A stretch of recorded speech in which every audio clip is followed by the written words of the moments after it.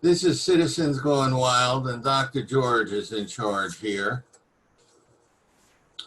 First, I'm going to read you a quote from a guy named Eric Hoffer, which you should know about, but since you went to school, college recently, you don't know about. In this godless age, as much as in any preceding religious age, man is still preoccupied with the saving of his soul. The discrediting of established religions by enlightenment did not result in a weakening of the religious impulse. A traditional religion canalizes and routinizes the quest for salvation. When such a religion is discredited, the individual must do his own soul saving, and he is at it 24 hours a day. There is an eruption of fanaticism in all departments of life, in business, politics, literature, art, science, and even in lovemaking and sports. The elimination of the sacerdotal outlet results thus in a general infection and inflammation of the social body. That sounds about right to me. There's another little saying that someone had a while back, and he said, when people cease believing in God, they'll start believing in anything. I think we're in that period. But I want to talk about something else, and I want to ask a tough question. What if the Chinese are smarter? Lately, the Chinese in America have sued both Harvard and Yale, with other suits on the way, I suppose. And what they're saying is that they're discriminating against Chinese applicants because Chinese applicants do too well. They score very high on the standardized tests like the SAT. They have top grades. They take advanced courses. If you tell them they need more activities, they get involved with every activity known to man. Now, are they admitted to the best schools, the Ivy League schools, let us say, plus the other ones that are added in with the Ivy League school? Yes, they are. About at least a quarter of the people admitted to Yale, Harvard, and the rest of the schools in the Ivy League and elsewhere. The elite schools, the hard as hell to get into schools, they have done very well. They are about a quarter of the population. When you consider that they are no more than 5% of the general population, you can say they are way out of their percentages that you might expect them to show up in. But here's the problem. They're still not being admitted according to merit. If they were admitted according to merit, it is probable that they would be 40% of the total population of the Ivy League schools. And this is based partly on the fact that they are about 40% of the student population in Berkeley, California, one of the top Ivy League-ish schools in the nation. And that's because the law was passed, that's part of the Constitution of California, that says that only merit should count for getting admission to the school of California.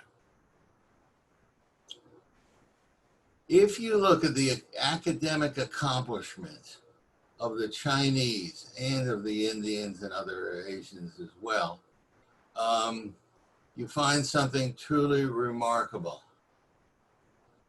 They have become the new elite in the sense that they earn more money than any other group. They are in the most prestigious professions. They are more likely to have graduate degrees.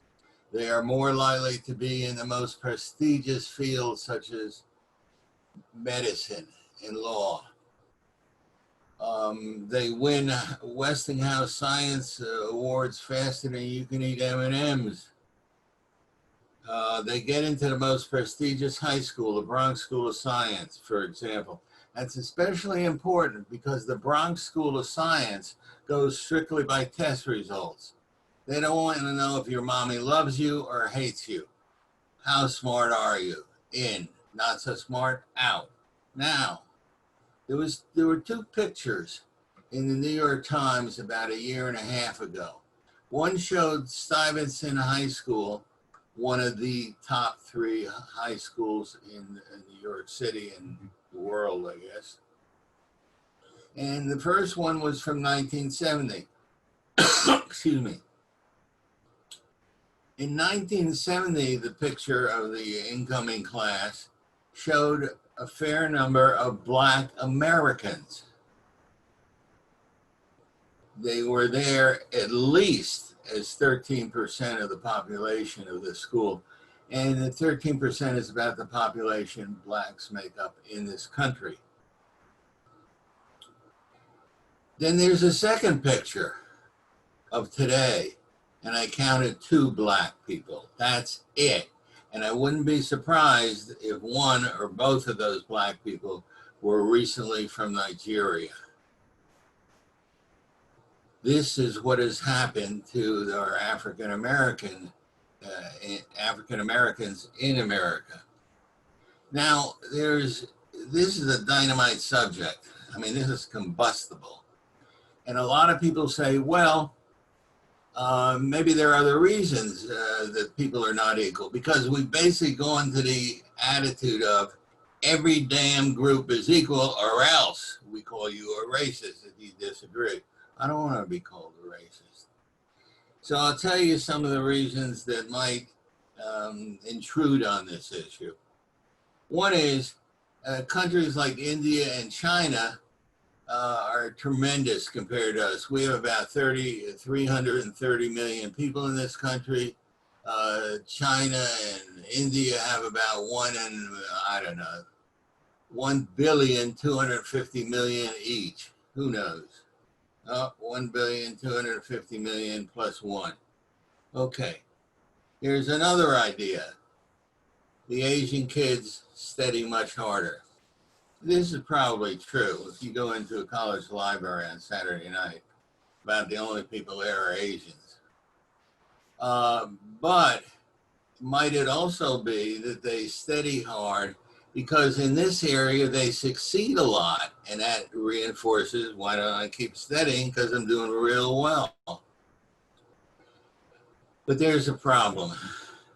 We have objective tests. Now, if I would have said this about 30 years ago, people had said, oh, they use tricky words that kids in the ghetto don't hear, like regatta. Regatta is, I think, a race where rich people race and they have colorful flags on their mask. I think that's it. The fact of the matter is we've stopped using odd words like that. And in fact, we've gone to the other end of things. And I was told by the head of the Princeton review, a review for the SAT, that if you ever see a comment that praises any minority or women, that is always the correct answer.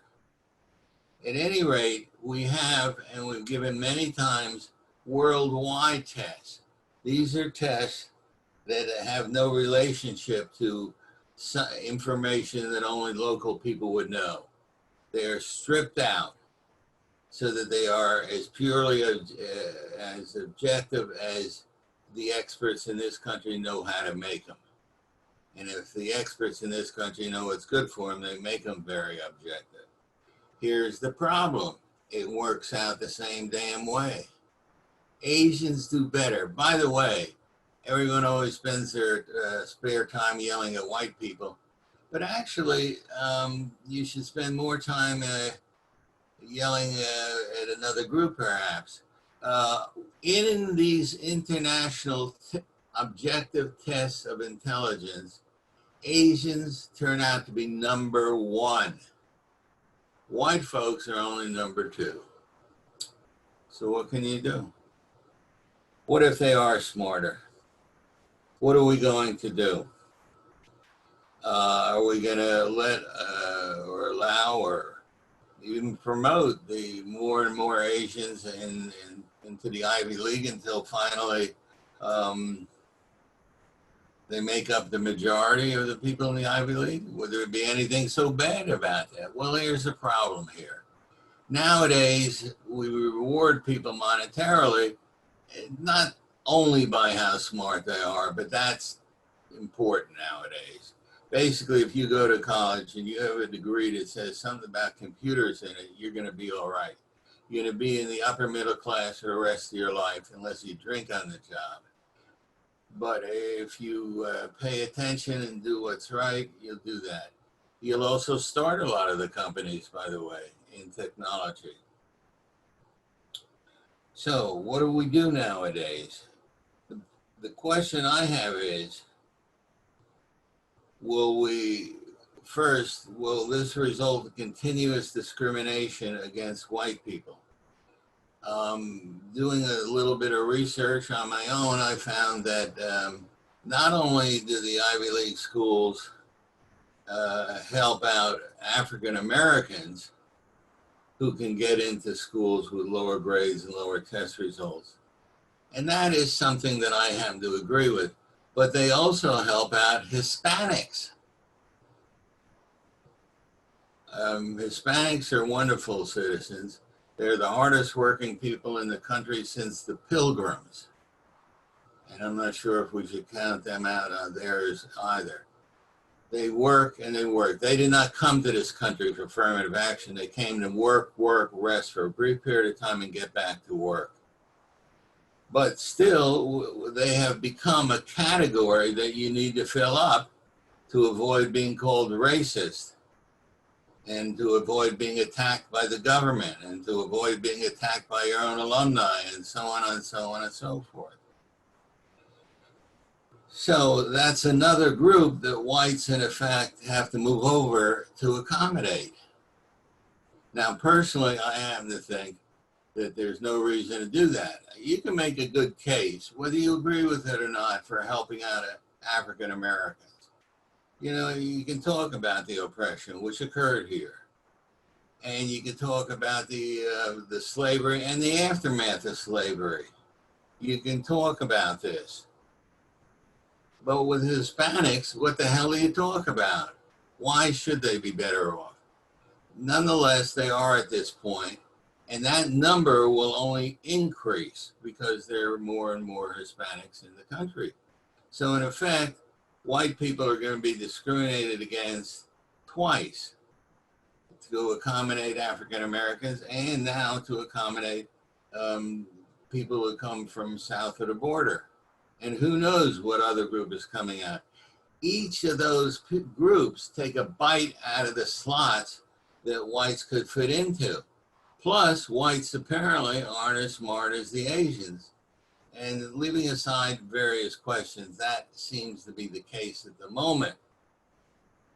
That's the way the cookie is crumbling nowadays. The question then comes up in a large way: can we continue to use the marketplace as our guide to who gets what? Now, generally speaking, there's been an eternal fight between the haves and the have-nots. This goes on forever. You don't have to be a Marxist to go along with this. You just have to be a thinking human being.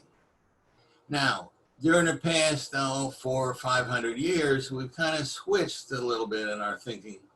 And we've said, look, why don't we divvy up the goodies according to merit? And how will we know merit? Well, the person who makes the money who creates the wealth, gets a large part of the wealth. And so we decided we'll look at merit in terms of who wins in the marketplace. If you win in the marketplace, you end up with a good job, or maybe owning your own business, you deserve it. You're better. It's merit. It's a race. We decide who wins the foot race by who comes in first and second and third. And hold it. Could you hold it just a second? I want to get rid of that phone. Hey, God damn it.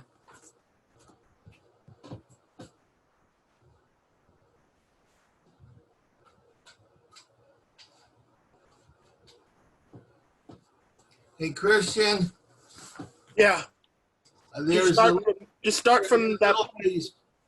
There's a little piece there that I need you to take out, okay? I know. All right, okay. I just wanted to tell you. All right. All right. Um, okay. Can we continue to use the marketplace as their guide as to who gets what? This has large implications nowadays because a lot of people have started noticing that the middle class in this country is starting to crumble. And people in the middle class are starting to panic big time. A large part of the middle class is white. Now, the middle class were generally satisfied being middle class. They were proud of it. Believe it or not, there was a time when people used to brag we're in the middle class. But nowadays, the middle class is getting hammered and feels its future slipping away. For the first time in a long, long time, people now say that they don't expect to do as well as their parents. That is what is said by middle class folks. We no longer have the confidence in the marketplace that we used to have. Part of this, by the way, is because we've been losing out in the marketplace to China. With all due respect to the president, China has been beating our tushies up lately. So what do we do now? What if there are less slices that are coming out of the pie, or there's as much pie, but the middle class is not getting as much? If you're a political scientist or you've had a course with a good political science professor, like who knows who, you would learn that there's nothing more dangerous for a society than a sinking middle class. Many people believe that in Germany, the final blow to the rather weak democracy it had, the Weimar Republic it was called, came when the middle class started to fall out of the middle class. And as the middle class collapsed in Germany, many people decided they wanted a guy like Hitler in charge because of his promises of renewed prosperity for the middle class. So what do we do? I don't know. Should we reward hard work, etc.? Of course, we'll continue to do that. But what if that's not enough? What if playing by the old rules, you go into the marketplace and achieve what you can achieve? No longer satisfies people, no longer seems to be fair to people. Will we need to do something differently if some are inherently smarter? Will we need to do something differently if the middle class is collapsing? If you have any ideas, you should send them into your congressman because they are at a loss. Now, some people have come along with some, what they would think of as solutions. One solution is what we have right now. Nowadays, if you don't do that well in the marketplace, we don't let you fall through until you reach hell. We have a cushion, a floor under everyone. So when you're sick, when you need an education, when you're out of work, when you're retired, the government comes along and puts a floor underneath. After all, we don't know exactly why everyone is doing well who is doing well. Did you just do something fancy one night and got married? Did you perhaps inherit money? Maybe we should give tests on the Rockefellers, see how they're doing nowadays. So we put a floor underneath everyone because we don't know if what people have is due 100% to merit. In fact, we're pretty sure it's not due 100% to merit. A lot depends on stuff that's absolutely random, like who are your mother and father? Things where, what country were you born in? A rich one where anyone can get rich, or a poor one where hardly anyone can get rich? So we're trying to come up with solutions. If you have anything, you should get back to me, and you can call me at 732 876-3367. 732-876-3367. You should get involved in this. A lot of people say they don't want anything to do with politics. Well, politics is how free people make decisions. And if you don't get involved, someone else will. And then stop your damn whining if you didn't get involved. And that means a lot more than voting, which doesn't seem to be accomplishing very much anymore. There is a guy, a French guy, Piketty, who's come up with a scheme, a worldwide scheme. And basically his idea is that things are getting more and more unfair all the time. The workers, so to speak, the workers are getting a smaller and smaller percentage of the wealth produced as time goes on. And he has more statistics than you would ever want to look at in your lifetime that back it up. I'm not crazy about everything Piketty says, but here he seems to be right. It's very hard to argue with these facts, these numbers that he has piled deep and wide in his book. We're going to have to, I think, take another look at this and see what's happening. By the way, you can also see an inkling of the problem in that Bernie Sanders, a self-avowed socialist, said that we should do something now. And basically his idea is take more money from wealthy people and redistribute it. I hope we get to talk about that. But I thought I'd end, it's almost lunchtime after all, with a few jokes. A man and a woman, looking sort of old, a little bit draggled, are sitting on the couch. And the guy says, "Sorry, did you say something to his wife?" And his wife says, "That was yesterday." All right, didn't like that one. How about this? The amount of jokes about coronavirus has reached worrying numbers. Scientists claim we are in the middle of a pandemic. All right, still not satisfied. Here's a letter. And if you get one of these, call me or the police immediately. Hey, sweetie, I'm at work. Dinner is on the stove. You only have to light it. The gas is already turned on. Love you. My body absorbs so much soap and disinfectant lately that when I pee, it cleans the toilet. Well, let me try maybe one more time.